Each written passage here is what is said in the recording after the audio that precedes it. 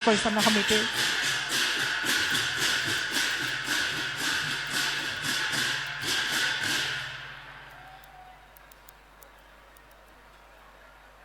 Ladies and gentlemen, with a big round of applause, we would like to welcome to the dais globally renowned motivational speaker, author, writer of best-selling book, You Can Win. आपको बहुत बहुत आदर अभिनंदन महोदय। आज इस माननशील सभा में माननीय शिव खेड़ा जी का उपस्थिति हमारे लिए किसी वरदान से कम नहीं है। Now we would like to felicitate sir with a full arm gamusa from organizing committee. We would like to request Mrs. Gauri Kaur Bora, Ivy Lota Sutia, Dr. Shwapan Sutia, Jagad Hatimuria, Sri Dulal Bora, Dharmananda Sonwal, and Bhaskar Jyoti Borua to felicitate sir with a full arm gamusa.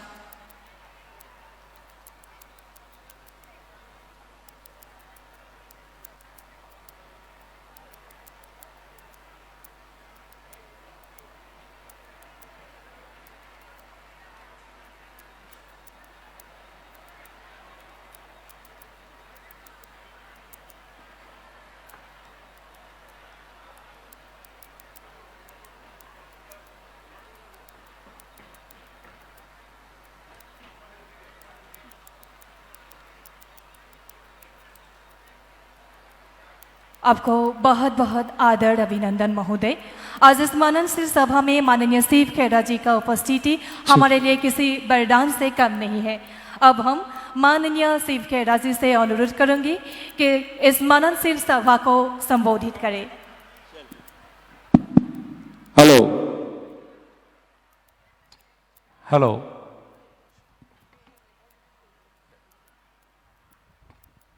Check check check दूसरा दूसरा दिखाइए तो सब check check check check check Which is sounding better? Is this okay? ये वाला ठीक है? ये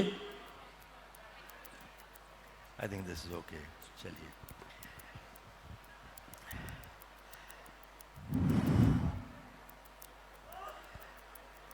आदरणीय बिमल बोरा जी और विक्रम खेरा जी और रंजन जी, अभी आपने इतना मोटिवेशनल संदेश दिया यहाँ पे, तो मैंने कहने लगा था कि बेस्ट मोटिवेशनल स्पीकर रंजन जी हैं यहाँ पे। वंडरफुल, थैंक यू सर, बहुत अच्छा लग रहा है, धन्यवाद आप लोगों का। साहब मुझे ऐसा है, बहुत सालों के बाद ऐसा लग रहा है कि मैं बहुत अच्छी जगह पे आया हूं, सही जगह पे आया हूं मैं एकदम। एक बार एक आदमी बस में ट्रैवल कर रहे थे, तो उन्होंने देखा कि उनके बगल में एक महिला बैठी थी जिन्होंने गलत उंगली में शादी की अंगूठी पहनी थी।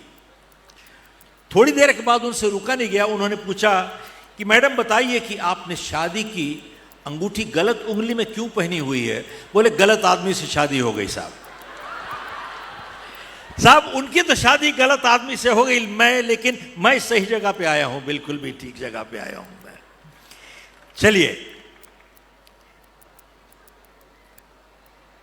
साहब, मेरा जन्म धनबाद में हुआ था, बिहार में उस टाइम। तो आप सबसे मैं एक रिक्वेस्ट करूंगा, बहुतों के पास नए नए मोबाइल फोन पड़े हुए हैं, तो सब आप लोग अपना काम कीजिए कि अपना मोबाइल हाथ में ले लीजिए साहब। एवरीबडी गेट मोबाइल हाथ में लीजिए, सब अपना मोबाइल हाथ में रखिए साहब, सब ऊपर उठाइए उठाइए उठाइए, हाई मोबाइल हाथ में रखिए। अब इसको स्विच ऑफ कर दीजिए साहब, इसको बंद कीजिए, बंद कर दीजिए साहब इसको। साहब मैं आपको बताऊं क्यों कि हमारे दफ्तर में एक पॉलिसी है, कोई भी हमारे दफ्तर में आता है, हमारे कॉन्फ्रेंस रूम में किसी को अलाउड नहीं है मोबाइल लेना। नोबडी, कोई भी मोबाइल नहीं लेके आ सकता साहब, मैं भी नहीं ले सकता, मेरे बच्चे नहीं ला सकते, कोई भी नहीं। रीजन क्या है कि मान लीजिए आप मेरे ऑफिस में आते हो मेरे कॉन्फ्रेंस रूम में, और अगर मेरा मोबाइल चल रहा है, पहली चीज तो यह है, it is discourteous to you, असभ्य है। Number 1, it is discourteous to you. Number 2, मैं आपका टाइम खराब कर रहा हूं। यस नो, यस नो, मैं टाइम खराब कर रहा हूं। क्या मेरा हक बनता है आपका टाइम खराब करना? नेवर। सो मेरी पहली चीज है, I will not waste your time. मैं आपका टाइम खराब नहीं करूंगा, लेकिन आपको मैं अपना टाइम भी खराब करने नहीं दूंगा साहब। अपना फोन भी बंद कीजिए, मेरा भी फोन बाहर चला जाएगा, दोनों। हमारे यहाँ पे एक मेंबर ऑफ पार्लियामेंट आए उस दिन ऑफिस में, तो बोले मैं फोन अंदर ला सकता हूं? मैं क्या, ना साहब आप नहीं ला सकते, बिल्कुल फोन बाहर रहेगा। Everybody's phone is out. Okay साहब, मैं कह रहा था आपसे कि मेरा जन्म धनबाद में हुआ और मुझे रांची में बुलाया गया एड्रेस करने के लिए। तो बहुत सम्मान से उन लोगों ने बहुत बड़ी बड़ी होर्डिंग लगाई। तकरीबन 25-30 हजार लोग आए थे वहां पे, 25-30 हजार लोग।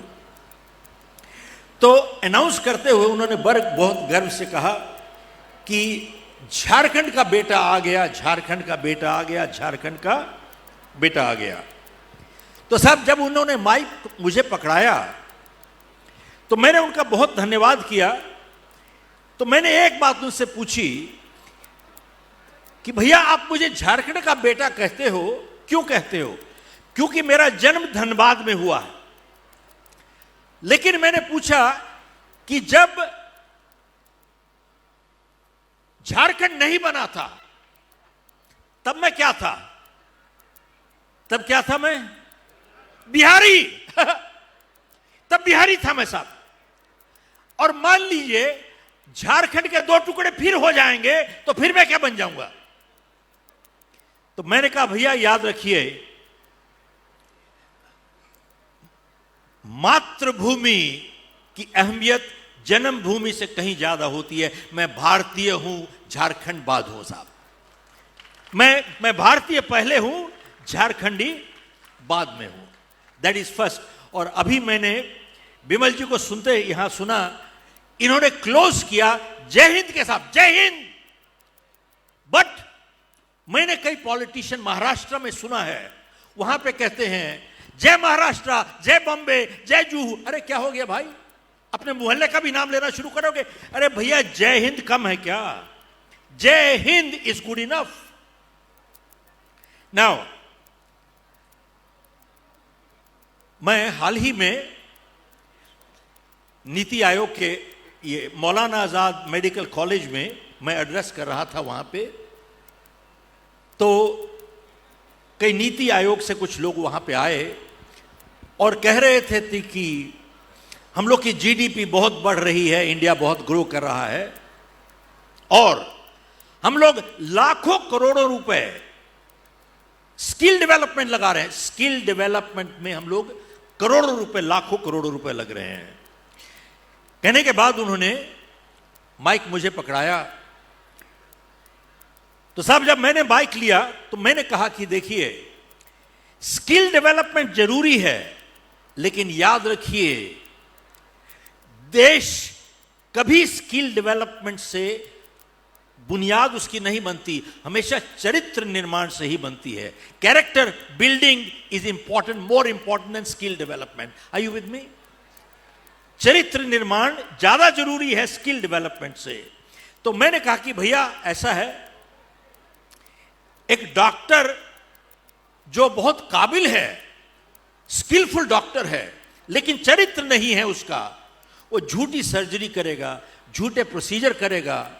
उसके लिए एक बीमार आदमी एक पेशेंट नहीं है, एक टारगेट है साहब। और एक स्किलफुल वकील होगा जिसका चरित्र नहीं होगा, जो कि 5 हियरिंग में खत्म होती है, 5 हियरिंग लटकाएगा, आपको निचोड़ेगा बैठ के वहां पर। और अगर एक स्किलफुल जज होगा जिसका चरित्र नहीं होगा, वो फैसले देगा, इंसाफ नहीं देगा। Are you with me? वो फैसले देगा, इंसाफ नहीं देगा। और एक skillful civil servant, IAS, IPS officer होगा जिसका चरित्र नहीं होगा, वो खुद ही गुंडा और माफिया बन जाएगा। Are you with me? वो खुद ही गुंडा और माफिया बन जाएगा। और एक स्किलफुल पॉलिटिशियन होगा जिसका चरित्र नहीं होगा, वो देश को बेच के खा जाएगा। साहब एक बात बताइए, रावण बहुत ज्ञानी था, बहुत ज्ञानी था रावण। क्या कमी थी? क्या चीज मिसिंग थी? क्या था? चरित्रहीन था साहब, चरित्रहीन। यहां पर बहुत से स्कूल के बच्चे बैठे हैं और बहुत से स्कूल के प्रिंसिपल टीचर्स बैठे हैं। मैं कहता हूं कि साहब, अगर आप खाली उनको स्किल डेवलपमेंट करवा रहे हैं और चरित्र नहीं सिखा रहे, तो सिर्फ हम रावण पैदा करते चले जा रहे हैं, रावण और आते चले जाएंगे। That's all. तो साहब, देश का निर्माण करना है अगर हमारे को, तो चरित्र निर्माण के बिना कभी देश का निर्माण होएगा ही नहीं। Never never never. अगली बात साहब, मैं एक व्यापारी परिवार से हूं। हम लोग की कोल माइंस थी इंडिया में और तकरीबन 1000 लोग काम करते थे हमारे यहां पे ना। कोल माइंस मैंने बनाई नहीं थी, मुझे विरासत में मिली थी साहब। और कोल माइंस नेशनलाइज हो गई, सरकार ने ले लिया साहब, सब कुछ ले लिया। जब सरकार ने ले लिया तो हम लोग सड़क पे चले आए। सड़क का मतलब सड़क। मेरी शादी को 4 हफ्ते हुए थे। मुझे याद है, साल के बाद मेरी बेटी पैदा हुई तो मैंने अपनी मां की लास्ट ज्वेलरी जाके बेची दूध लाने के लिए। मेरे पास 10 रुपए नहीं थे, 10 रुपए नहीं थे साहब। उसके बाद मैंने बिना पैसे के 3 काम करने की कोशिश की और तीनों में फेल हो गया। 1975 में मैंने फैसला किया कि मैं इंडिया छोड़ के चला गया कनाडा। कनाडा गया, पहले टोरंटो गया। तो साहब, ज्यादा पढ़ा लिखा नहीं हूं मैं, तो मैंने घर घर जाके बाल्टी लेके गाड़ियां साफ करनी शुरू की साहब। वहां पे तकरीबन 1.5 साल मैं वहां पे गाड़ियां साफ कर रहा था वहां पे। उसके बाद टोटली बाय एक्सीडेंट मैं लाइफ इंश्योरेंस बेचना शुरू किया साहब। मेरे हिसाब से वो सबसे अच्छी चीज हुई जो लाइफ इंश्योरेंस बेचना शुरू किया। मैं इस वजह से कहता हूं कि साहब, दुनिया में सबसे मुश्किल चीज अगर कोई बेचना है, वो लाइफ इंश्योरेंस बेचना है। कपड़ा, घर, गाड़ी, फर्नीचर बहुत आसान है, क्योंकि आप देख सकते हो, हाथ लगा सकते हो, you can touch and feel and touch and feel and touch and feel. लेकिन लाइफ इंश्योरेंस एक कॉन्सेप्ट है। आप मर जाओगे, आपके परिवार को मिलेगा, किसी ने क्या देखा है कहां पे। It is one of the toughest sales. सबसे मुश्किल बेचना है वही। और साहब, हमारे को 20 अपॉइंटमेंट करनी होती थी, 20 प्रेजेंटेशन करनी थी एक सेल के लिए। मतलब 19 बारी हमारे को रिजेक्शन मिल जाती थी। 19 पीपल कहते थे कि मुझे नहीं लेना, 20 में से एक खरीदता था साहब। 19 बारी रिजेक्ट हो जाते थे। तो साहब, हम लोग एक चीज आप अपने परिवारों को सिखा रहे हैं आज, which is the big mistake. बहुत गलती कर रहे हैं हम लोग। कहां हमारे डीपीएस के प्रिंसिपल वो थे अपना, हाँ वो साहब, एक चीज हम लोग बहुत गलत सिखा रहे हैं। हम अपने बच्चों को सिर्फ 2 लफ्ज सिखा रहे हैं, सक्सेस एंड विन। सिर्फ सफल बनो और जीतो, सफल बनो, जीतो, सफल बनो। लेकिन जिंदगी हमेशा ऊपर नहीं जाती साहब, जिंदगी नीचे भी आती है। यस नो, यस नो, जिंदगी नीचे भी आती है साहब।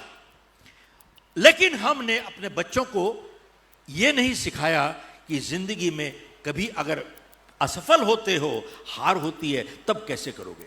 आप देखिए आईआईटी में क्या है, 10, 20, 30 लाख लोग हर साल आईआईटी का इम्तिहान लेते हैं, लेकिन सिर्फ 10,000 या 15,000 बच्चे लिए जाते हैं। That's all, that's it.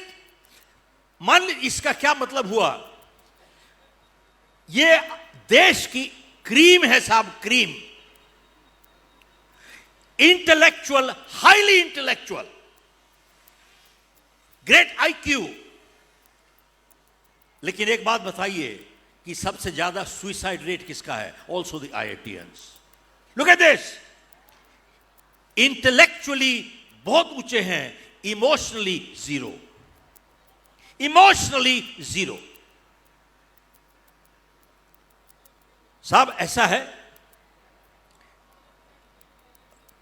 मैंने बेचना शुरू किया तो 3 महीने के अंदर मेरे मैनेजर ने मुझे वापस बुलाया फायर करने के लिए फॉर नॉन परफॉर्मेंस, कि भैया तुम्हारी कोई प्रोडक्शन नहीं है, तुमको नौकरी से निकाल रहे हैं साहब। तब मैंने अपने मैनेजर को बोला कि भैया एक बात सुनो, मैं ज्यादा पढ़ा लिखा नहीं हूं, मेरी क्वालिफिकेशन है बीकॉम 3rd डिवीजन, 10वीं में फेल हो गया था साहब, दिस इज माई एकेडमिक्स। तो मैंने कहा साहब मैं ज्यादा पढ़ा लिखा नहीं हूं, आप मेरे से एक्सपेक्ट कर रहे हो प्रोडक्शन बढ़ाने के लिए, मैं कैसे करूंगा, आई हैव अ हैंडीकैप। तो मेरे को साहब उस दिन वो कहता है, you shut up and listen to me, बहुत जोर से बोला साहब, कहता है you shut up and listen to me, कहता है तुम्हारे को हैंडीकैप नहीं है, तुम्हारा एटीट्यूड खराब है, नजरिया तुम्हारा खराब है। और मेरे को कहता है तुम जैसे लोग सिर्फ अपनी जिंदगी नहीं बल्कि अपनी परिवार की जिंदगी भी बर्बाद करते हो, कहता है तुम जैसे लोग करते हैं साहब।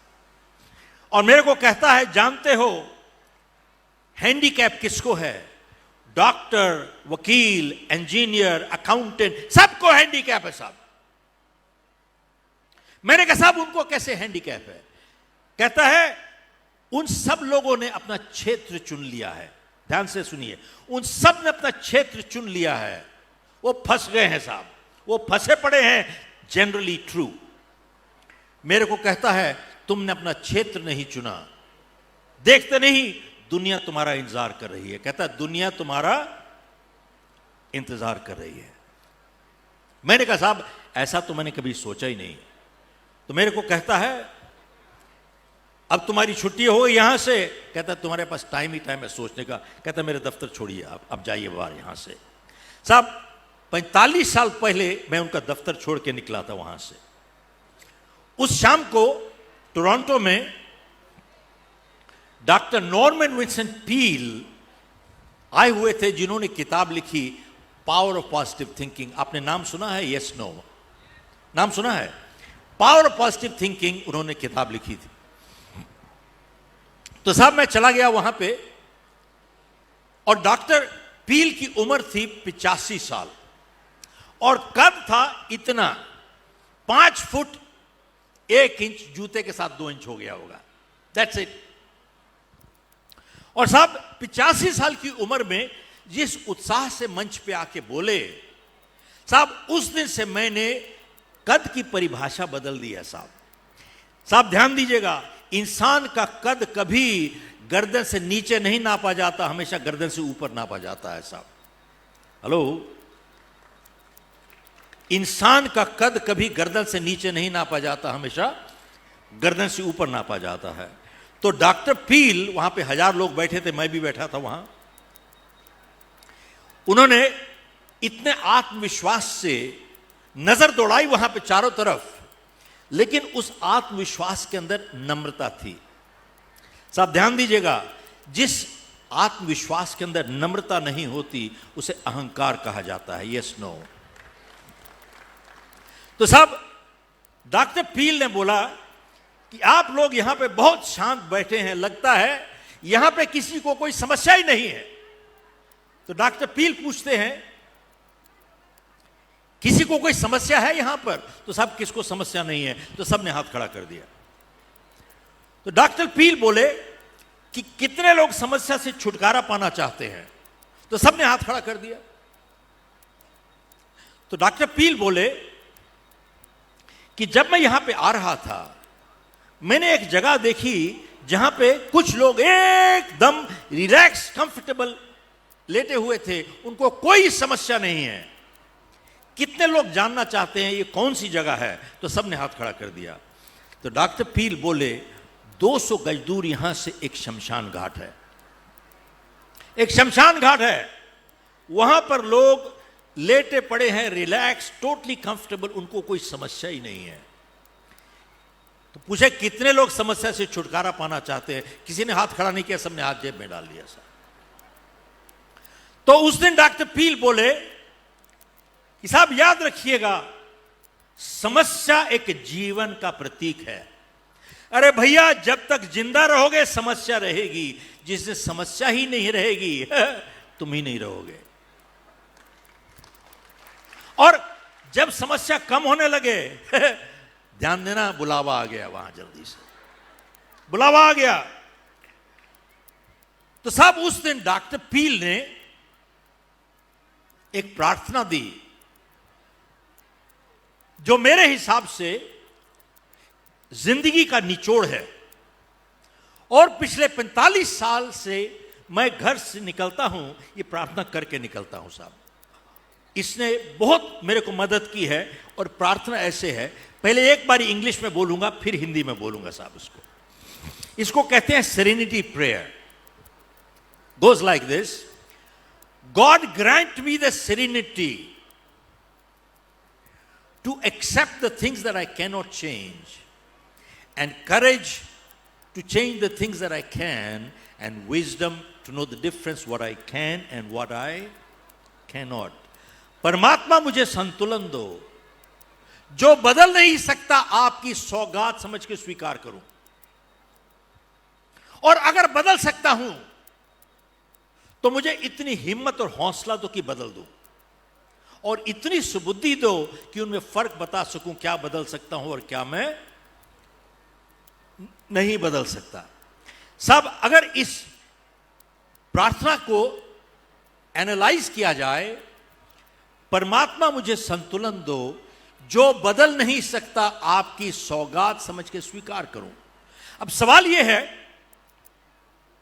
क्या जिंदगी में हर चीज हम बदल सकते हैं? क्या जिंदगी में हर चीज को घुमा फिरा के हम अपने हिसाब से बना सकते हैं?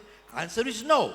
बहुत सी चीजें हमारे हाथ से बाहर हैं। जैसे, अरे भैया, मैंने अपने मां बाप को नहीं चुना, ना ही आपने चुना। मैं कहां पैदा हुआ ये मेरा फैसला थोड़ी था, ना आपका था। कई लोग अपाहिज पैदा हो जाते हैं साहब, और कई बारी अच्छे लोगों के साथ बुरे हादसे भी होते हैं। क्या गलती की उन्होंने? किसी को मालूम नहीं है साहब। कहते हैं, जो मैं बदल नहीं सकता आपकी सौगात समझ के स्वीकार करूं। क्योंकि बहुत बारी हम उन चीजों के साथ लड़ते रहते हैं जो हम बदल ही नहीं सकते, और अपनी जिंदगी में तनाव लेके चले आते हैं, and we become paralysed, unproductive. तो अगर नहीं बदल सकता तो आपकी सौगात समझ के स्वीकार करूं, और अगर बदल सकता हूं तो मुझे इतनी हिम्मत और हौसला दो कि बदल दो, और इतनी सुबुद्धि दो कि उनमें फर्क बता सकूं, क्या बदल सकता हूं और क्या मैं नहीं बदल सकता। तो साहब, जब मैंने अपनी किताब लिखी, विक्रम जी जो किताब आपको दी मैंने, यू कैन अचीव मोर, यही सोच को लेकर मैं 2 कदम आगे बढ़ा। मैंने अपनी किताब में लिखा है कि जिंदगी एक फैसला भी है और जिंदगी एक समझौता भी है। लगता है आपस में टकराव है नहीं विमल जी। जिंदगी एक फैसला भी है और जिंदगी के एक समझौता भी है। जिंदगी एक फैसला कैसे है साहब? मैं अगर आपके साथ दुर्व्यवहार करता हूं, मैंने फैसला किया आप मेरे साथ दुर्व्यवहार कीजिए। मैं अगर आपके साथ बदतमीजी के साथ पेश आता हूं, मैंने फैसला किया आप मेरे साथ बदतमीजी के साथ पेश आइए। मैं अगर सिगरेट जलाता हूं, मैंने फैसला किया कैंसर को बुलाने के लिए। Yes no, yes no. मैं अगर दारू पी के गाड़ी चलाता हूं, मैंने फैसला किया एक्सीडेंट को बुलाने के लिए। मैं अगर रोज एक्सरसाइज करता हूं, तो मैंने फैसला किया अच्छी सेहत को बुलाने के लिए। मैं अगर रोज जरूरत से ज्यादा खाना खाता हूं, तो मैंने फैसला किया मोटापे को बुलाने के लिए। अब ध्यान दीजिएगा, मैं अगर झूठ बोलता हूं, ध्यान दीजिए, मैं अगर झूठ बोलता हूं, मैंने फैसला किया अपनी विश्वसनीयता को खोने के लिए, टू लूज माई क्रेडिबिलिटी। अगर मैं झूठ बोलता हूं तो साहब, जिंदगी एक फैसला है। अब अगला सेंटेंस बहुत जरूरी है। हम सब एक फैसला लेने तक आजाद है, लेकिन जब हम फैसला ले चुकते हैं, हमारी आजादी खत्म हो जाती है, फैसला हम पे काबू पा लेता है। आर यू विद मी साहब? Are you with me? Give me a big yes. Hello, give me a big yes. Give me a big yes. साहब देखिए, हम सब एक फैसला लेने तक आज़ाद हैं, लेकिन जब हम फैसला ले चुकते हैं हमारी आज़ादी खत्म हो जाती है, फैसला हम पे काबू पा लेता है। अब देखें आप, कई बारी खास तौर पे प्रेस वाले मेरे से पूछते हैं कि मिस्टर खेरा, जो लोग सफल होते हैं क्या गलतियां नहीं करते, और जो लोग असफल होते हैं क्या अच्छे काम नहीं करते? मेरा जवाब यह है कि साहब, जो लोग सफल होते हैं वो गलतियां जरूर करते हैं, लेकिन याद रखिए कभी कभार गलती करने से इंसान कभी असफल नहीं होता। अपनी गलती को दोहराते रहने के बाद ही इंसान असफल होता है साहब। और कभी कभार अच्छे काम करने से इंसान सफल नहीं होता, अपने अच्छे काम को दोहराते रहने के बाद ही इंसान सफल होता है साहब। सो सच्चाई और सफलता किसे कहते हैं? सीरीज ऑफ पॉजिटिव डिसीजंस को, फैसले को सफलता कहते हैं, और सीरीज ऑफ नेगेटिव डिसीजंस को असफलता कहते हैं। तो साहब, जब मैं डॉक्टर पील का प्रोग्राम अटेंड करके मैं अपने मैनेजर के पास गया वापस, तो मैंने कहा भैया ऐसा है, आप मुझे नौकरी से मत निकालो, आप मेरे को एक मौका और दो, एक मौका और दो। और मैंने कहा कि मैं एक कमिटमेंट करता हूं, आप यू विल नॉट रिग्रेट, आप कभी ये नहीं सोचेंगे कि आपने गलत फैसला किया, लेकिन एक मौका मुझे और दे दो आप। मैं कमिटमेंट करता हूं आपसे कि मैं आपको लेट डाउन नहीं करूंगा। तो मेरे को कहता है, शिव, ये तुम्हारी सबसे बड़ी जीत है जिंदगी में आज। दूसरा कहता है, मैं तुमको रहने तब दूंगा जब तुम अपने आप से कमिटमेंट करो। साहब, उस दिन उसने कागज विड्रॉ किए और मैंने एक कमिटमेंट की उस दिन, और उस साल मैं जाके तकरीबन $1 मिलियन बेचा, जाके मैंने $1 मिलियन की सेल की। उसके अगले साल 3 मिलियन, उसके बाद 5 million. I moved on to the US और मैंने 3 बिजनेसेस शुरू किए वहां पे, और मैंने कैलिफोर्निया की एक कंपनी खरीदी, न्यू जर्सी ऑपरेशन खरीदा, और वहां पे शुरू किया काम विद 0 क्लाइंट्स, और मैंने अपनी कंपनी बेची विद तकरीबन 500 क्लाइंट्स। डिसेंट सम। साहब, मैं आपसे अपनी जिंदगी क्यों शेयर कर रहा हूं? इस वजह से मैं अपनी पूरी जिंदगी में हर जगह फेल होता चला गया साहब। यह नहीं सोचा कि मैं ही अपनी सबसे बड़ी समस्या खुद ही था। मैं अपनी समस्या खुद ही था, कुछ बदलाव बाहर नहीं आया, यहां कुछ बदल गया, जिंदगी में दिशा बदल गई। साहब, मैं आपसे पूछना चाहता हूं, बहुत बड़ी जिंदगी में हम अपनी समस्या खुद ही बन जाते हैं। Yes no, yes no. और दूसरा मैसेज संदेश, जब मेरे मैनेजर ने मुझे कहा, you shut up and listen to me, साहब, तब समझ में आई बेमर जी एक दिन कि जिंदगी में कभी कभी भला करने के लिए कठोर बनना पड़ता है। Yes no.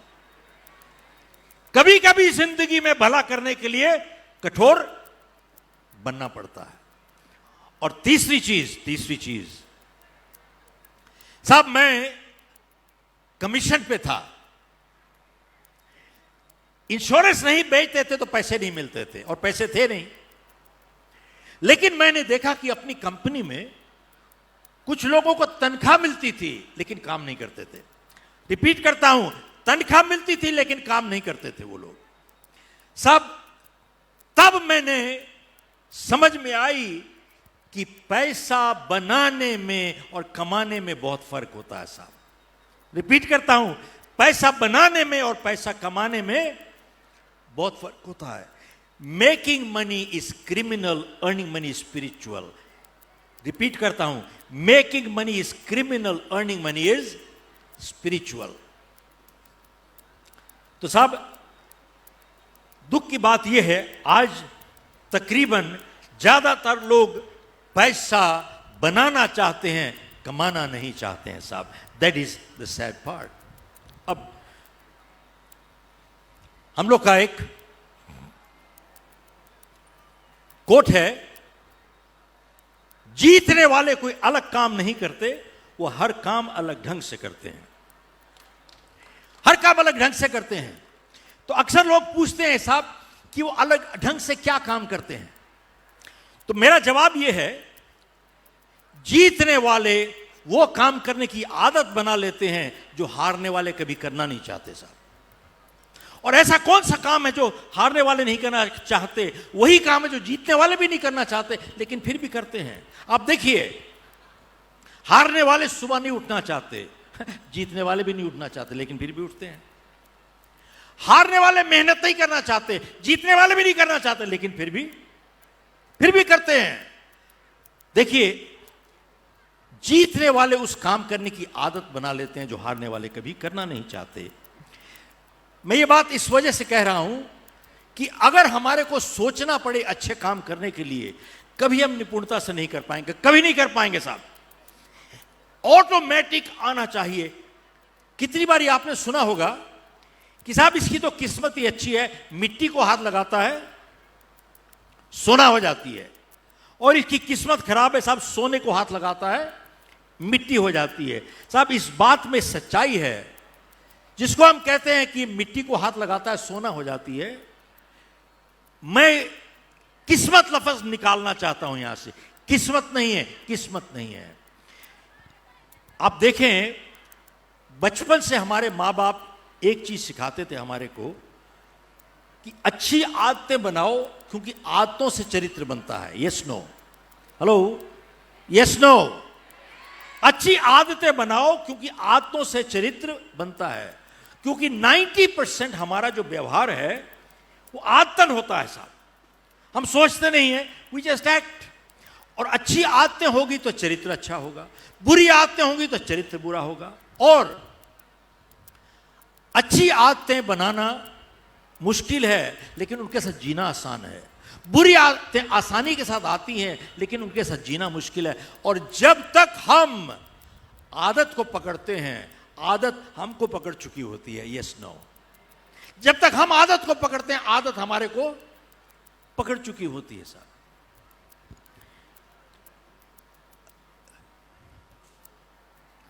साहब देखिए, एक मजदूर में, कारीगर में और कलाकार में क्या फर्क होता है? जो इंसान सिर्फ हाथ से काम करता है उसको मजदूर कहा जाता है।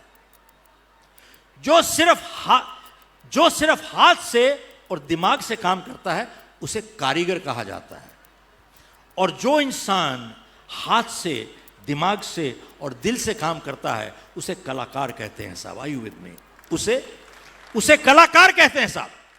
और जब तक हम हर काम को एक कलाकार रूप नहीं दे पाएंगे, जिंदगी में कभी हम निपुणता से नहीं कर सकते। नेवर।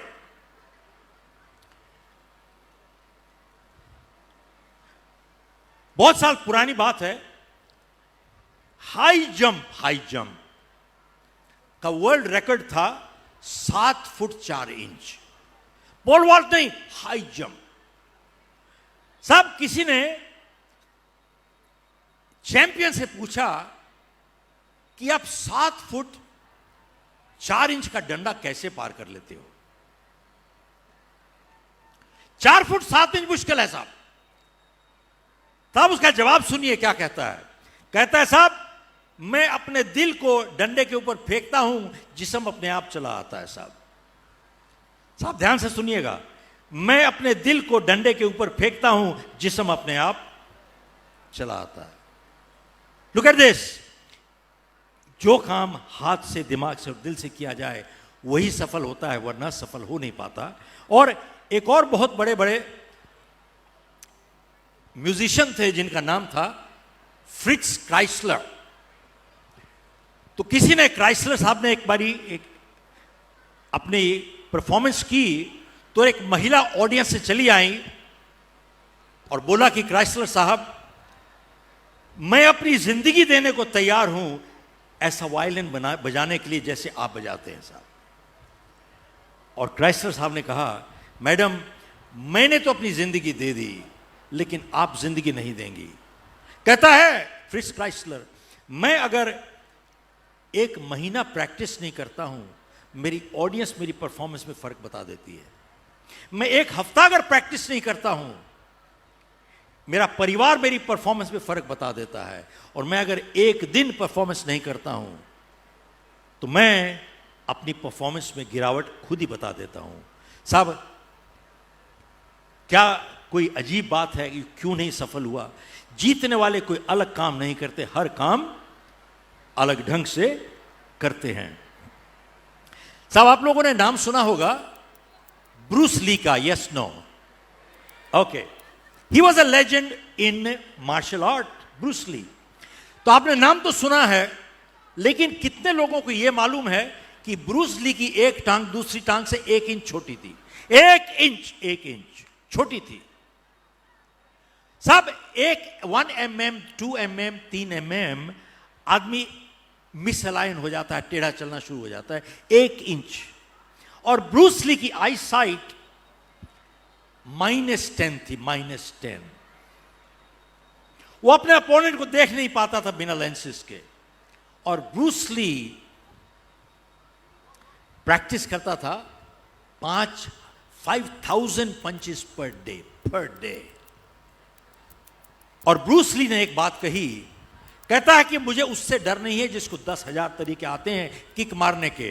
कहता है मुझे उससे डर है जिसको सिर्फ एक ही तरीका आता है, लेकिन उसने उसी तरीके का अभ्यास 10,000 बारी किया हो, वो खतरनाक है साहब। He says that is dangerous.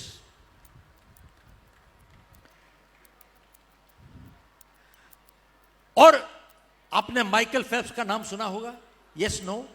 Michael Phelps कौन थे साहब? वो ही वाज अ स्विमर।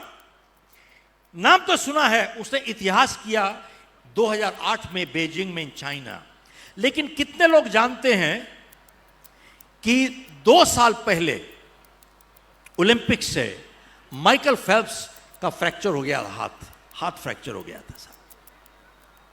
तो डॉक्टर ने माइकल फेल्प्स को बोला कि भैया अब तुम पानी में नहीं जा सकते, और कहता है कि अगर तुम्हारा हाथ जुड़ भी जाए तो सवाल यह है क्या इसमें दोबारा से वही ताकत आ सकती है?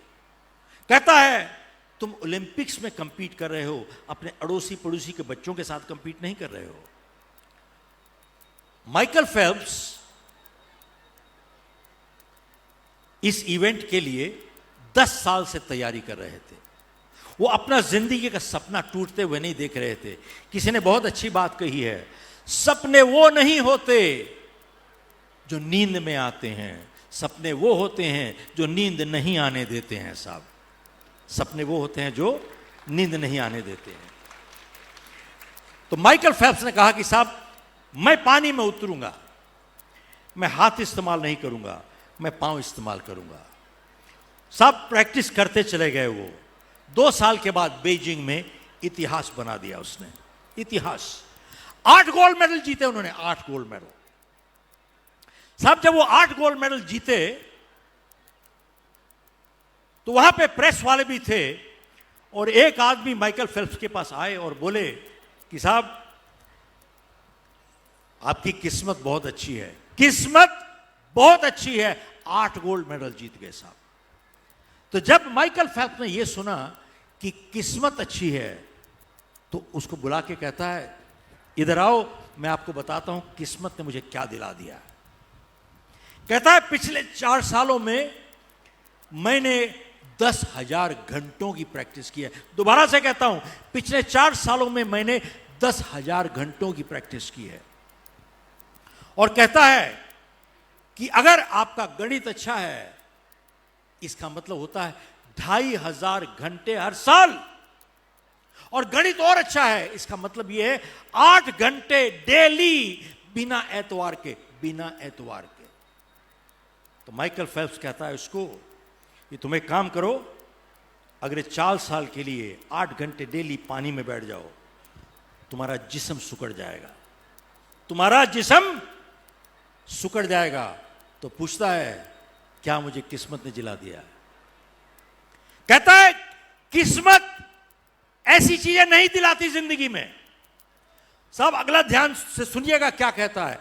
कहता है एथलीट 15 साल की तैयारी करते हैं 15 सेकंड की परफॉर्मेंस के लिए। रिपीट करता हूं साहब, एथलीट 15 साल की तैयारी करते हैं 15 सेकंड की परफॉर्मेंस के लिए। जाके उनसे पूछो क्या किस्मत ने जिता दिया है साहब। साहब देखिए, जब किस्मत की बात आती है, हमारे देश को मीडिया ने बहुत नुकसान भी पहुंचाया है। वो ये है, कैसे? आज की तारीख में जब भी आप टेलीविजन खोलते हो, क्या देखते हो? Horoscope, horoscope. कोई बाबा जी, गुरु जी, स्वामी जी बैठे हैं वहां पर, हॉरोस्कोप बैठे हैं और पूछ रहे हैं नाम क्या है, जन्मतिथि बोलो, कहां से बोल रहे हो, जन्म टाइम बोलो। वो कहता है गुरु जी मालूम नहीं, गुरु जी मालूम नहीं। तो गुरु जी के पास एक लैपटॉप है वहां पर, और लैपटॉप से वो टिक टिक टिक टिक टिक टिक टिक टिक टिक करके निकाल लेते हैं और कहते हैं बेटा दूसरा तीसरे के घर में बैठा, तीसरा चौथे के घर में बैठा, चौथा पांचवें घर में बैठा। अरे भैया, दूसरा तीसरे के घर में बैठेगा तो प्रॉब्लम तो होगी, यस नो, तो होगी, 100% होगी। तो बोले भैया मंगलिक मंगलिक मंगलिक मंगलिक, ओह शनि चढ़ गया, शनि चढ़ गया, शनि चढ़ गया। अब वो घबरा गया साहब। बोले साहब शनि को उतारने का उपाय क्या है? बोले उतारने का उपाय ये है कि एक काला रुमाल लो, उसमें काली दाल डालो, उसमें काला काजल लगाओ, फिर काले बाल वाला खोजो, 7 बारी खोपड़ी पे घुमाओ, फिर काला कुत्ता खोजो, फिर काला बर्तन खोजो। साहब काला बर्तन काला कुत्ता ही खोज रहे हैं हम लोग, अभी तक तो मिला नहीं।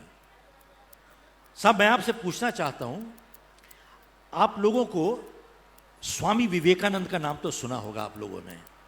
स्वामी विवेकानंद की जीवनी पढ़ें, स्वामी दयानंद की जीवनी पढ़ें, गुरु नानक की जीवनी पढ़ें। उन्होंने कभी इन चीजों पर यकीन नहीं किया, नेवर नेवर। मैं पूछना चाहता हूं, एक बात बताइए कि शनि को उतारना चढ़ाना इतना आसान है, तो यार भेजो शनि को पाकिस्तान, सारे टेररिस्ट को मरवा दो। भैया शनि को उतारना चढ़ाना इतना आसान है, तो भेजो शनि को लद्दाख, चाइना से लड़वा दो। साहब मैं पूछना चाहता हूं आपसे कि शनि सिर्फ इंडिया में क्यों रहता है? ऑस्ट्रेलिया नहीं जाता, न्यूजीलैंड नहीं जाता, कहीं नहीं जाता, यहीं बैठा है परमानेंटली। साहब देखें, आप गुरु नानक की जीवनी पढ़ें। गुरु नानक इन चीजों के खिलाफ लड़े आप, और आपको मालूम है कि सिख परिवारों में कोई पत्री नहीं मिलाते। सिख परिवारों में हर शादी कब होती है विक्रम जी? हर शादी कब होती है? Only Sunday. कोई मुहूर्त नहीं निकलता, हर शादी सिर्फ संडे को होती है, और उनमें ना कोई मंगलिक होता है ना कुछ नहीं होता। साहब मैं तो कहता हूं, खास तौर पे अभी जो कोविड हुआ था, दुनिया में अगर किसी को सम्मानित किया गया है तो वो हिंदुस्तान की जो कम्युनिटी है वो थी सिख कम्युनिटी। सिख कम्युनिटी को बहुत सम्मानित किया गया, दुनिया भर में किया गया है, फॉर देयर इंसानियत के लिए, इंसानियत के लिए। क्यों? क्योंकि सिक्खी के 3 उसूलों पे टिकी हुई है। 3 उसूलों पे सिक्खी का असूल है, एक नाम जप वंड शक किरत कर। नाम जप वंड शक किरत कर। नाम जप का मतलब होता है एक परमात्मा है, निरंकारी है, नाम जप। वंड शक का मतलब होता है बांट के खाना, बांट के खाना। अब देखें, लंगर का हिसाब किताब आज नहीं, 550 साल पुराना है। Ma'am could you get me a chair some here? यहां पे दे देंगे, कुर्सी दे देंगे मुझे, कुर्सी भिजवा दीजिए थोड़ी मुझे। राम बेटा कुर्सी एक मंगवा दीजिए मुझे, हाँ थोड़ा सा, कुछ भी, एनीथिंग सिटिंग हियर। मैं अभी नहीं, थोड़ी देर के बाद। तो साहब हाँ यहां दे, थैंक यू, बहुत धन्यवाद। चलो, तो साहब नाम जप इस परमात्मा निरंकारी है, एक परमात्मा है। वंड शक का कॉन्सेप्ट क्या है? बांट के खाना, लंगर। 500 साल पुराना है। और किरत कर। किरत कर का मतलब क्या होता है? मेहनत से, ईमानदारी से किया हुआ काम कोई छोटा नहीं है साहब। साहब आप मुझे बताइए, आप तो सिविल सर्विस से हो, आप भी मंत्रालय से हो, सर जिंदगी में आज तक आपने कभी किसी सरदार को भीख मांगते देखा है साहब? Have you ever seen a Sardar begging? Never. इसका यह नहीं मतलब कि वो अहंकार है। वो नाली साफ कर देगा, बाथरूम साफ कर देगा, लेकिन भीख नहीं मांगेगा। क्यों? कहता है ईमानदारी से किया हुआ काम कोई छोटा नहीं होता। No work is small. और यही चीज दुनिया भर में अपना संदेश लेके चले गए ये लोग। साहब कनाडा में एक बारी एक आदमी को पकड़ के लाए कोर्ट कचहरी के अंदर। बोले साहब इसने डबल रोटी चुराई है, ये स्टोलन सम ब्रेड यहां पर। तो जज ने उसको पूछा कि भैया आपने चुराई? बोले हाँ चुराई है। बोले क्यों चुराई? बोले परिवार भूखा था, मैं भी भूखा था, मेरे बच्चे भूखे थे, तो इसे चुराई। तो जज ने कहा कि भैया आपने अपराध तो किया है, लेकिन दुख की बात यह है कि आपके पास पैसे नहीं थे। जज ने अपनी जेब से $10 निकाले और दिए और बोला सबको अपने कोर्ट में कि सब थोड़े थोड़े पैसे डालिए, इसको पैसे देने चाहिए इसको, और उसको पैसे दिए गए। लेकिन साहब जो सुनने वाली बात है जो जज ने कही वो ये है, बिमल जी, जो जज ने बात जो कही थी उस दिन, कहता है कि भैया अगली बारी कभी आपको भूख लगे और आपके पास पैसे नहीं हो तो चोरी मत कीजिएगा, खोजिएगा आपके आस पड़ोस में कोई गुरुद्वारा होगा, वहां जाके लंगर खा लीजिए, आपको हमेशा खाना मिल जाएगा साहब वहां पर। क्या बात है? कहता है साहब वहां पर जाके चले जाइएगा, वहां पर हमेशा खाना मिल जाएगा आपको। कैसी चीज सिखा रहे हैं साहब। और देखिए, आप जानते हैं सिखों में कोई जात नहीं होती। हर सरदार का लास्ट नेम क्या है? सिंह। और हर सरदारनी का लास्ट नेम क्या है? Kaur. There is no caste, there is no caste. साहब अगर यही चीज हम लोग अपनों में ले आएंगे और नहीं लाएंगे तो हम लोग टूट जाएंगे साहब, हम लोग खुद ही टूट जाएंगे। दूर क्यों जाते हो? जो लोग, खास तौर पे मैं जब ही बात कही है कि मैंने एक आदमी को देखा, उसने 10 उंगलियों में, जैन साहब 10 उंगलियों में 10 अंगूठियां पहनी थी, और कोई कोई उंगली में 2-2 अंगूठी भी पहनी थी। तो मैंने उसको पूछा कि भैया, मैंने कहा 10 नीचे भी है क्या? 10 नीचे भी पहनी है क्या? और फिर कुछ लोग, देखिए याद रखिए, विश्वास इंसान को ताकत देता है, अंधविश्वास इंसान को कमजोर बनाता है। Yes no? हेलो? दोबारा से कहता हूं, विश्वास इंसान को ताकत देता है, अंधविश्वास इंसान को कमजोर बनाता है। मैं तो पूछा एक न्यूमरोलॉजिस्ट से कि नंबर से सारे काम होते हैं आपके? बोले हाँ। तो मैंने उसको पूछा कि भैया एक बात बताओ, कितनी लॉटरी जीती आपने आज तक? अरे कितनी लॉटरी जीत गए आज? अरे लॉटरी जीते होते तो स्विट्जरलैंड में बैठे होते, यहां थोड़ी बैठे होते। कितनी लॉटरी जीत गए आप? साहब देखें, मैं एक बारी एयरपोर्ट जा रहा था, तो अचानक ड्राइवर ने बहुत जोर से ब्रेक लगाई साहब, और गाड़ी एकदम रुक गई वहां पे। तो मैंने उसको पूछा कि भैया क्या हो गया?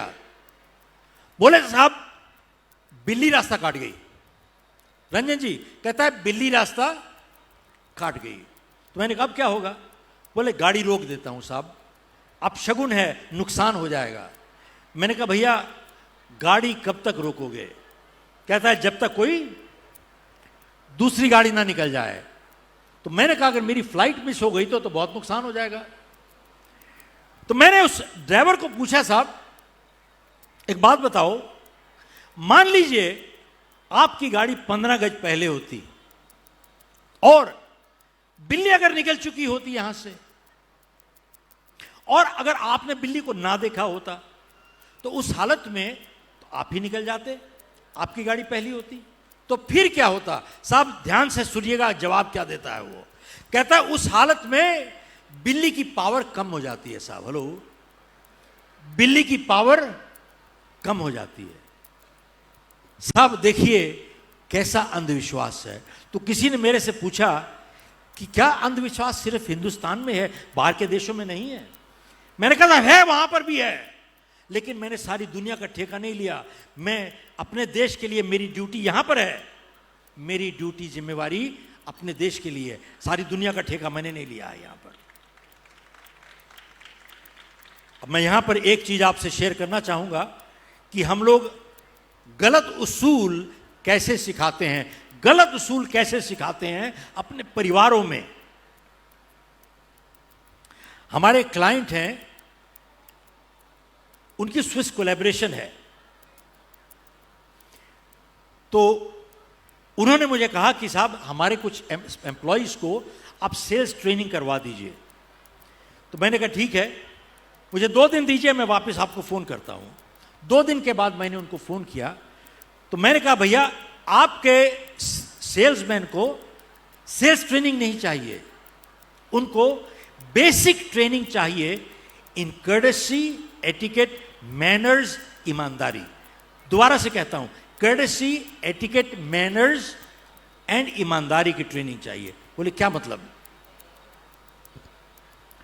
मैंने कहा साहब आपके सेल्समैन जो हैं, इनकी अपॉइंटमेंट होती है, बहुत बारी लेट हो जाते हैं, इनको इतनी भी सभ्यता नहीं है कि इनको फोन करना चाहिए वहां पे कि हम लेट चल रहे हैं। और फोन करने का टाइम कब है? लेट होने से पहले या बाद में?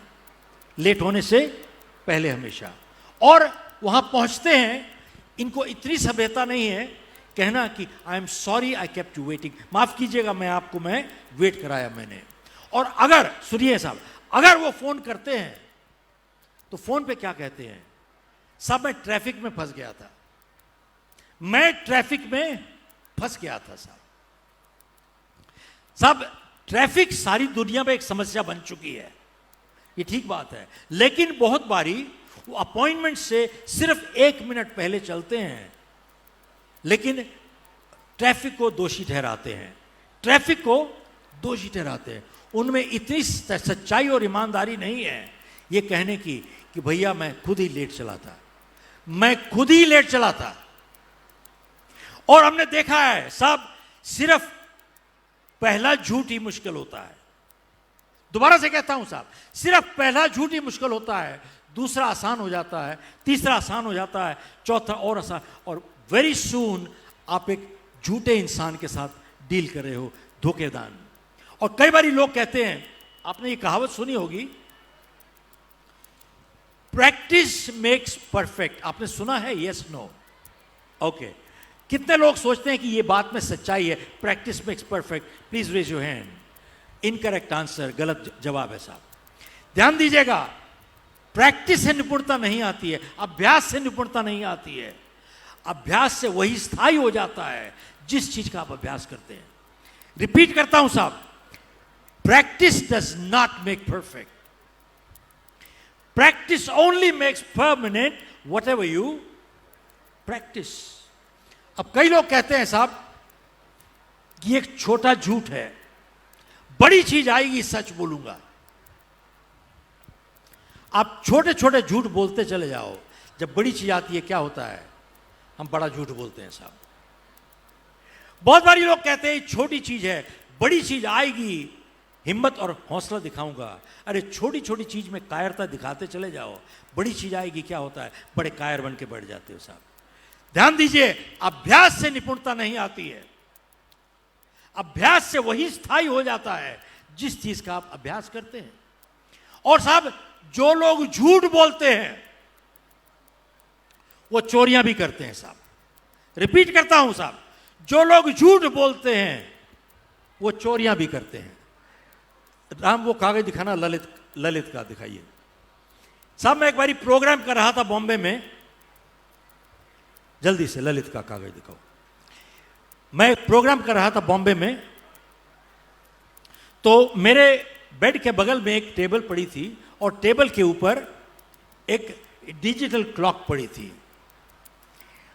और डिजिटल क्लॉक 5 स्टार होटल में क्या कीमत होगी? 1, 2, 3, 5, 10, 50, 500, it doesn't matter, that's not important.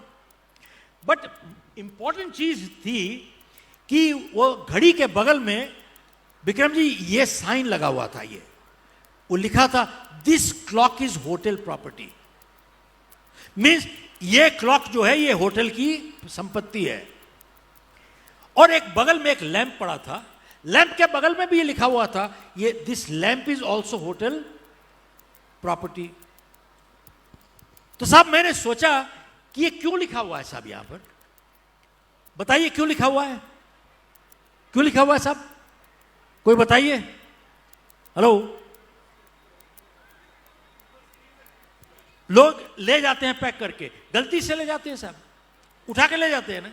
अब आपके बात बताइए विवेक, जो आदमी वहां पे रह रहा है he is paying 40,000 rupees per night, 40,000 रुपए एक रात के दे रहा है साहब।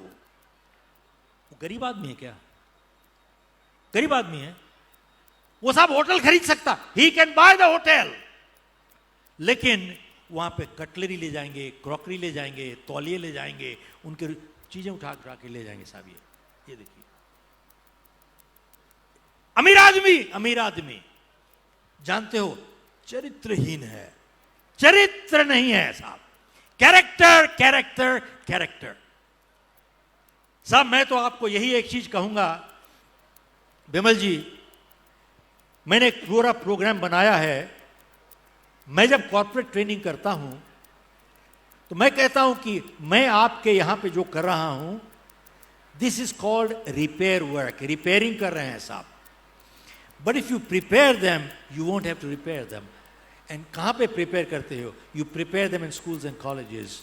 तो तब से हमने एक प्रोग्राम बनाया है स्कूल्स एंड कॉलेजेस के लिए। IIM नागपुर ने हमारे साथ कोलैबोरेशन साइन किया है, उसको कहते हैं prepare them don't repair them, prepare them don't repair them. तो साहब भविष्य भारत का यहां बैठा है और भविष्य बनाना है, आसाम का भविष्य यहां बैठा हुआ है साहब। और मैंने एक चीज देखी है आपके यहां पे, आपके चीफ मिनिस्टर यहां पे और जितने लोग यहां पे जो अभी तक मिले हैं मुझे, मेरे को लगा है कि इनके अंदर देश हित, देश प्रेम बहुत ऊंचा है। और आपकी जो टीम है देश बदल सकती है साहब, आपकी टीम एकदम देश को बदल सकती है साहब। तो मैं आपको यही कहूंगा, मैं अपना टाइम वॉलंटियर करूंगा। अगर पैसे नहीं है आपके पास, डोंट वरी अबाउट, मैं फ्री करूंगा साहब, मैं फ्री करूंगा यहां पर, अपने यहां पर। I will be more than happy to come and give my time to build what I can do. और लास्ट चीज मैं आपको एक चीज शेयर करना चाहूंगा, वो ये है कि हम लोग अपने परिवारों में गलत उसूल और सिद्धांत कैसे सिखाते हैं। आप मेरे साथ सहमत होंगे कि बच्चे पैदाइशी झूठे नहीं होते, सीखते हैं साहब गलत काम करना। एक बच्चा इतना सा है 4 साल का, और फोन बजता है, बच्चा उत्साह से दौड़ा जाता है और वो पूछते हैं बेटा पापा घर में हैं? बोले हाँ सब घर में हैं। तो बच्चा एकदम पिताजी के पास जाता है और पापा आपके लिए फोन है। तो पिता पूछता है बेटा तूने क्या बोला? तो बेटा कहता है कि मैंने बोला पापा तो घर में हैं। तो पिता कहता है बेटा मैं इससे बात नहीं करना चाहता, जा कह दे पापा घर में नहीं है। लेकिन पापा आप तो हो। हाँ मैं हूं, लेकिन जाके बोल पापा घर में नहीं है, लेकिन आप तो हो। फिर कहता है जाके बोल पापा नहीं है, फिर लेकिन आप तो हो। जब चौथी बारी बच्चा बोलता है आप तो हो, पिता कहता है तू जाता है या मैं तुझे। अब देखिए बच्चा इतना सा है, बाप पहाड़ है। पहली बारी जिंदगी में साइज की अहमियत होती है साहब, साइज की अहमियत है। पिता कहता है तू जाता है मैं तुझे सिखाऊं, बच्चा कहता है जाता हूं, रिलैक्स रिलैक्स। और बच्चा जाता है फोन आंसर करने के लिए। साहब उसका उत्साह एकदम गिर जाता है। पहली बारी जिंदगी में बच्चा कंफ्यूज होता है, अपने दिमाग में बात करता है, पापा हैं लेकिन कह दो घर में नहीं है, लेकिन फिर भी है, कह दो घर में नहीं लेकिन फिर भी है। यहां पर वो फोन आंसर नहीं करना चाहता, लेकिन बाप बैठा है, साइज बहुत बड़ा है साहब, और एकदम जान छुड़ाना चाहता है, और एकदम, क्योंकि आज तक झूठ नहीं बोला, आदतन सच निकल जाता है। कहता है पापा, कहते हैं पापा घर में नहीं है, पटक देता है साहब, फोन पटक देता है वो। और पिता ने सुन लिया। जब पिता ने सुना तो पिता कहता है बेटा तू इधर आ, जिस तरीके से तू जा रहा है ना, तू अपने बाप को मुश्किल में डालेगा। और पिता एक चट्टी देता है और बच्चे का दिमाग खोपड़ी में, खांचे में आ जाता है। अब बच्चा कहता है पापा अब कंफ्यूजन कोई नहीं, अब मुझे देखो, अब मैं आपको सिखाऊंगा, अब मुझे देखो, मैं आपको सिखाऊंगा। अगली बारी फोन बजती है, बच्चा दौड़ा दौड़ा जाता है, पूछते हैं पापा घर में हैं, बच्चा क्या कहता है, देख के बताता हूं। अरे देखागा क्या, बताओ तू। पिता के पास जाता है, कहता है पापा आपके लिए फोन है। बेटा क्यों, क्या बोला तूने? मैंने बोला देख के बताता हूं। पिता कहता है शाबाश बेटा, शाबाश बेटा। साहब अगला सेंटेंस बहुत अहमियत रखता है, वो ये है, किसी व्यवहार को आप प्रोत्साहन दोगे वही स्थायी हो जाएगा। Any behaviour you encourage becomes permanent. पिता कहता है बेटा शाबाश, अच्छा किया तूने। He is giving encouragement, appreciation दे रहा है बच्चे को। और पिता के कुछ कहने से पहले बच्चा कहता है पापा आपको बात करने की जरूरत नहीं है, मैं बोल देता हूं, आप तो घर में नहीं हो। पिता कहता है नहीं नहीं बेटा, इससे बात करनी है मेरे को। पिता के कुछ कहने से पहले बच्चा बाप के लिए झूठ बोलने को तैयार है। और बचपन से ये छोटे छोटे छोटे छोटे छोटे छोटे छोटे छोटे झूठ बोल रहा है बचपन से। और जब बड़ा होता है, इसने किस चीज का अभ्यास किया? किस चीज का? झूठ बोलने का। और जितनी बारी झूठ बोलता है सब अपनी नजरों में थोड़ा सा गिरता जाता है। और जब बड़ा होता है उसके अंदर हीन भावना इतनी बढ़ जाती है कि 2 रुपए में अपनी मां को बेचने के लिए तैयार हो जाता है। ऐसा 2 रुपए में अपनी मां को बेचेगा साहब वो। मैं क्यों बोल रहा हूं कि 2 रुपए में अपनी मां को बेचेगा? आप जानते हैं 93 में जो बॉम्बे ब्लास्ट हुआ था, जिसमें 1,500 लोग मारे गए थे, जानते हैं आरडीएक्स क्लियर हुआ था कस्टम्स और इमिग्रेशन से, और वर्दी वालों ने जाके वहां पर एस्कॉर्ट किया था, जिसके लिए 20 लाख रुपए लिए थे उन्होंने। कोई चेक इट आउट, ये सीवीसी के साइट पे लिखा हुआ है, सीवीसी के साइट पे लिखा हुआ है। कैसा इंसान अपने देश को बेचेगा साहब? जिस देश के अंदर ऐसे लोग रहते हो, क्या बाहर के दुश्मन की जरूरत है आपको? सवाल यह है, कैसा इंसान बेचेगा? जिसके अंदर हीन भावना बड़ी होगी। 2 रुपए में अपनी मां को बेचेगा साहब। देखिए हम लोग अपने परिवारों में कैसे अच्छे और गलत असूल सिखाते हैं। एक पिता है, 2 रुपए के लिए अपने बच्चों को झूठ बुलवाते हैं साहब। एक पिता है जिसके 2 बच्चे हैं, एक की उम्र 10 साल है, दूसरे की उम्र 6 साल है। दोनों जाते हैं स्टेट पार्क पे, और टिकट काउंटर के बाहर एक साइन लगा होता है, 5 साल से नीचे बच्चे फ्री जाते हैं। और टिकट काउंटर के पहले बच्चा अपने 6 साल के बेटे को बोलता है, बेटा अगर वो तेरी उम्र पूछे, तू क्या है, 4.25 साल। देखिए 2 रुपए के हम अपने बच्चों को झूठ बुलवाते हैं साहब। और वही बच्चा जब बड़ा होगा 2 रुपए में अपनी मां को बेचेगा साहब वहां पर। और देखिए एक पिता कैसे अपने बच्चों को सही उसूल सिखाता है। एक और पिता है जिसके 2 बच्चे हैं, एक की उम्र 10 साल है, दूसरे की 6 साल है। वहीं जाता है, वही साइन पढ़ता है, और टिकट बेचने वाले को कहता है कि भैया एक एडल्ट टिकट दे दो और 2 बच्चों की टिकट दे दो। तो टिकट बेचने वाला पूछता है कि साहब छोटे की उम्र क्या है? तो पिता कहता है साहब इसकी उम्र 6 साल है।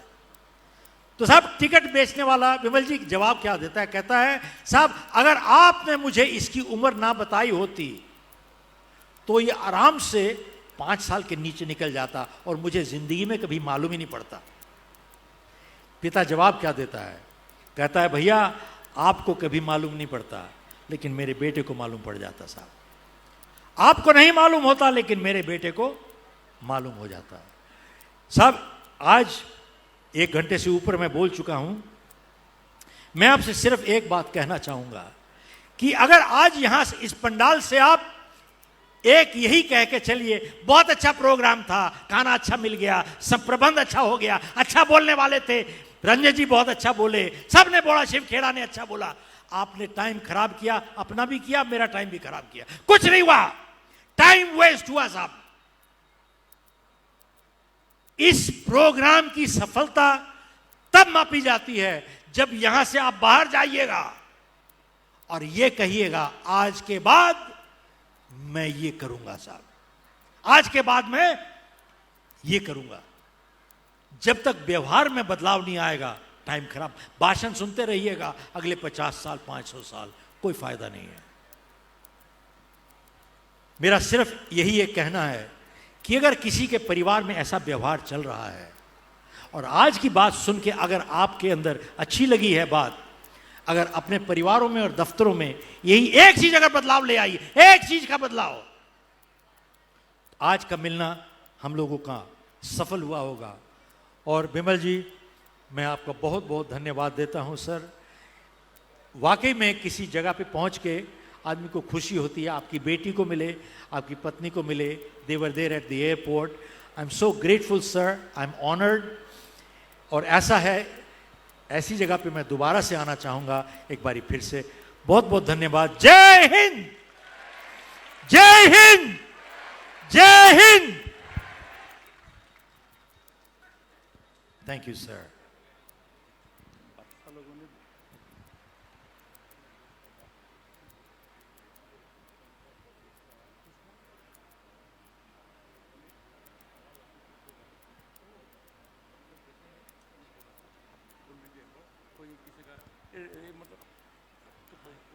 आपके बहुमूल्य भाषण के लिए अच्छा, बहुत बहुत धन्यवाद। ऐसा है कि आई विल टेक, मैं 3 सवाल ऑडियंस से लूंगा, 3 सवाल ऑडियंस से। अगर कहीं पर भी हो तो आप 3 सवाल या 2 सवाल रखते हैं हम लोग। सो कहीं पर भी 2 सवाल हों किसी के, I will be happy to answer. Ram ये ले लीजिए। और सब एक और चीज है,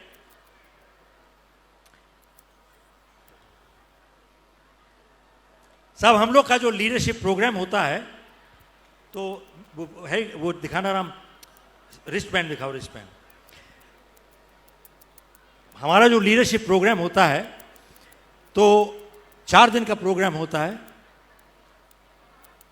और हम लोग जितने भी पार्टिसिपेंट होते हैं, मेरे को एक हाथ में दो, जल्दी से हाथ में दो। हाँ, जितने भी प्रोग्राम होते हैं पार्टिसिपेंट्स, तो उनको हम एक ये रिस्ट बैंड देते हैं साहब। ध्यान दीजिएगा, ये लिखा हुआ है you can win, it's you can win wrist band. Hello hello. तो कई बार लोग मुझे एयरपोर्ट पे मिलते हैं 5 साल के बाद, 2 साल, 3 साल, 4 साल के बाद, तो मेरे पास बहुत उत्साह से आते हैं, कहते हैं मिस्टर खेड़ा मैंने आपका प्रोग्राम किया था 4 साल पहले, मेरे में बदलाव कुछ देख रहे हो आप? तो मैंने कहा भाई 1 मिनट में कैसे बदलाव बताऊंगा आपके अंदर। तो एकदम मेरे को हाथ से ये दिखाते हैं रिस्ट बैंड। देखिए मैं रिस्ट बैंड अभी भी पहन रहा हूं। मैं एक्शन प्लान लेके गया था वहां से आपके प्रोग्राम से, और ये रिस्ट बैंड अभी भी 5 साल से पहना हुआ, 5 साल से पहना हुआ है। और वजह क्या है, कहता है जब रिस्ट बैंड देखता हूं मेरे को प्रोग्राम की याद आ जाती है, और I keep practising again and again and again. तो मैं सब आप लोगों के लिए मैं कुछ रिस्ट बैंड लेके आया हूं, और अगर आप लोग ये रिस्ट बैंड लेना चाहें तो ज़रूर आप ले लीजिएगा। मैंने इनको दे दिए हैं रिस्ट बैंड, और इसको अगर पहनना हो तो अभी लीजिएगा, अगर फेंकना हो तो मत लीजिएगा इनको। So I will be more than happy to pass on this wrist bands to you. Thank you very much. चलिए बहुत बहुत धन्यवाद। जय हिंद भैया। चलिए okay done. Thank you sir. Sir आप मुझे अपने टीम मेंबर समझिए, मैं टीम मेंबर हूं, आप लीड कीजिए, मैं सिपाही हूं आपका. I am your soldier. Right sir. কোনোবাই কিবা কুৱেশ্যন সুধিবলৈ আছে নেকি? কোনোবাই সুধিম বুলি কৈছিলে মোক চুটিকে. হা, Sir, me. Thank you. হা, কোৱা. কোনে কোনে কোনে? Sir. হা, raise your hand. Yes. Sir, myself Tanusi Das, a student of Moran Junior College, class 12. Sir, I have a question here. Please come forward, come forward. আগে আ যাইয়ে. আগত আহি যোৱাচোন.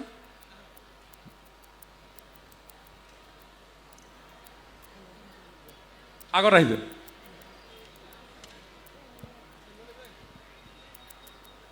আহি যোৱা, ইয়াত আহি যোৱা, পটাপট পটাপট, কুইক, বি ফাষ্ট. কাম. আহা ইয়াত আহা. Good afternoon, sir. ওচৰত লোৱা, মাইকটো ওচৰত লোৱা. Sir, my question is, sometimes it is seen that students become a victim of depression when they fail to get their desired goals. Sometimes going to be extreme level, they used to commit suicide. So my question is, sir, how can this problem of anxiety and depression could be overcome? बेटा मैं आपसे एक चीज पूछना चाहता हूं. इस दुनिया में कोई ऐसा इंसान है जो ऊपर नीचे नहीं आता? Everybody goes through. Yes no? Yes, sir. Yes no? Yes. Okay. Now मेरे को कई बारी लोग पूछते हैं, मिस्टर खेरा आप भी डिमोटिवेट होते हो कभी? Do you also get demotivated? And my answer is yes, I also get demotivated. Then what do? What do you do? I read my book. I read my book. Now let me explain to you एक चीज. देखिए, motivation एक आग के तरीके से होती है. आप उसके अंदर फ्यूल डालना बंद कर दीजिए, आग बुझ जाएगा. बुझ जाएगा ना.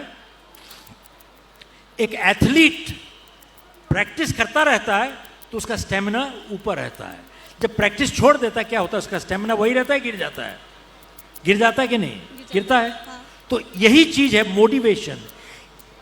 आप देखें दुनिया में जितने मोटिवेटेड लोग हैं, जिस तरीके से our bodies need food every day, our minds need positive thoughts every day. दोबारा से कहता हूं, हमारे जिस्म को अच्छा पौष्टिक खाना रोज चाहिए, अदरवाइज वी बिकम फिजिकली सिक.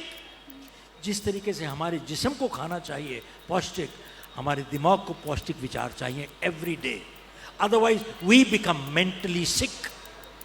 तो बेटा ऐसा है, the only way to stay motivated is to feed your mind. अगर आप गंदा खाना खाएंगे जिस्म बीमार हो जाएगा. हम गंदे विचार रखोगे मेंटली सिक हो जाएगा. अच्छे विचार डालते चले जाओगे, मोटिवेशन लेवल ऊपर रहेगा. There is no other answer, no other answer. Thank you, sir. Thank you. चलिए, और कोई है क्या? बस बस बस बस बस सब अच्छा. अब चला जाए साहब. और एक कर लीजिए. हाँ, ये लास्ट है सब, लास्ट. Good afternoon, sir. हाँ, बेटा. I'm Aisha Akhtar, student of Moran Junior College. So I have a question. In this generation, the students who are burdened by educational issues, cannot spend more time with their families. So how can we motivate ourselves to maintain a healthy relationship with our families? Beta, this is a problem not only with students but with all of us, including Mantri ji, including the IAS officer. This problem is everywhere. Balancing time, everybody has an issue. So the bottom line is that we have to bring a balance in our lives, and that is the most important thing. There is no other answer. And second thing is, we need to set up our priorities. प्राथमिकताएं हमको लानी है. प्राथमिकताएं, you must set up your priorities. Priorities के basis पे हम काम कर सकते हैं. प्रायोरिटीज नहीं सेट करेंगे, टाइम निकल जाएगा. और हम लोग की गलती पता क्या होती है? We do what is easy to do, not what is important to do. दोबारा से कहता हूँ, we end up doing what is easy to do, not what is important to do, and that is where we make mistakes. So we have to do what is important, not what is easy, and that's it. Thank you, sir. चलिए. Thank you. Shiv Khera ডাঙৰীয়ালৈ ধন্যবাদ জনাইছোঁ. তেখেতে যথেষ্ট সময় আমাৰ ৰাইজক উদ্দেশ্যি বক্তব্য ৰাখিলে. মই ভাবোঁ তেখেতৰ প্ৰেৰণা উদ্দীপক এই বক্তব্যৰে আমি সকলো উৎসাহিত হৈছোঁ. I am